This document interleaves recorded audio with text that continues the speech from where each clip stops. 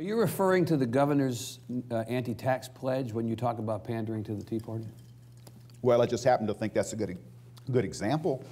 You will not be signing the governor's. I will not be signing that compact. I have supported Governor Perry on most every initiative. I think Governor Perry has done a good job throughout his multiple terms in office, but I think that was disrespectful to put that compact out and tell the members of the legislature that if they really believe in these things, they need to sign on to that compact. Disrespectful how?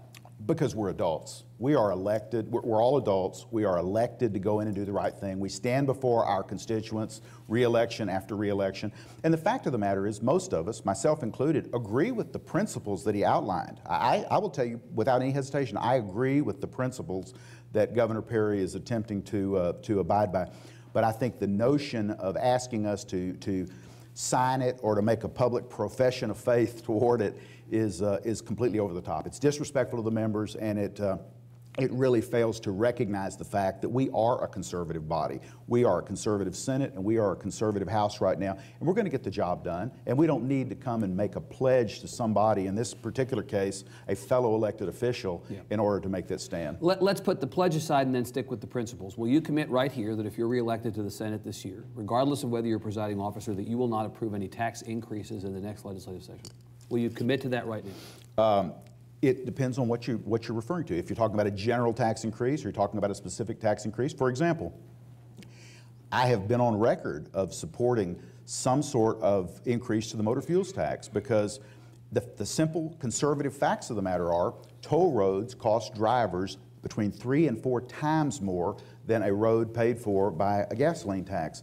If we don't periodically upgrade that gasoline tax, which we haven't raised, I believe, since 1991 now, then we can't build roads. And that's the very situation I predicted would happen several years ago when I chaired that committee, and that is exactly the position we're in today. So, would I choose the conservative option, which is to modestly increase the motor fuels tax as opposed to building more toll roads? Absolutely. You think you can make the case to conservatives that the true conservative option is to raise the gas tax instead of having toll roads? Well, I can make it statistically and have it as factual and as clear as possible. How will it be received? Well, that's a whole nother matter that that's the difficulty. And that's why, to be candid, that's why so many people in elected office won't risk it politically. They risk being honest with the public. Even though, in that case, raising the gas tax is far more conservative than building toll roads, they won't stand up and say that. And frankly, too, and I understand why, there are repercussions right now because to some extent, the public reaction is a bit irrational, even when presented with one alternative versus another, when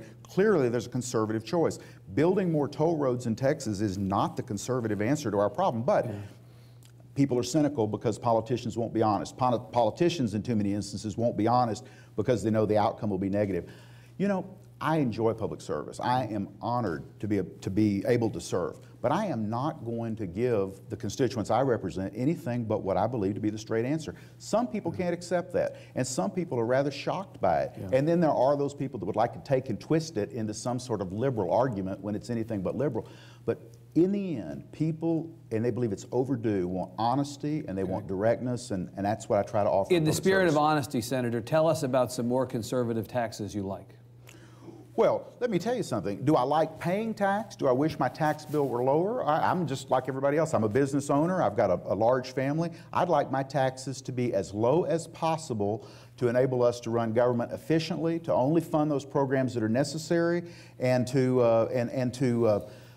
limit the overall role of government. But at the end of the day, you have to be fair and reasonable. When we lowered, or when we changed the franchise tax as an example to the margins tax, and we discovered that the actual receipts were substantially below what we projected for what at that time would have been a dollar for dollar transfer, a swap, well, then we should have come back and corrected that.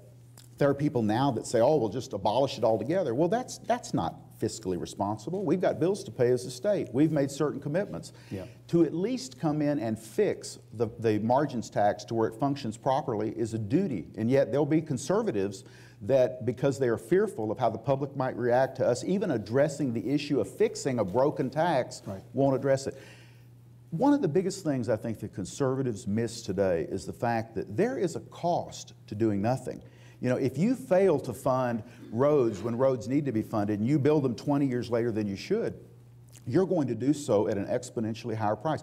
If you fail to fund the water plan, we've got a great water plan, as we all know, we just don't have the funding. Right, yeah. If you fail to fund it, that's not conservative. The fact that you avoided that issue, I mean, it's a game of avoidance, but it's not conservatism. Where's the money going to come from, though, Senator? This is a time of great austerity. We hear about how we don't want tax revenue to go up, by and large, gas tax or whatever else notwithstanding. Where's the money going to come from? I think we should avoid any kind of general tax increase. This is not the time for it. But where is the money going to come from then? But I think there are some things you have to fund even in times of austerity.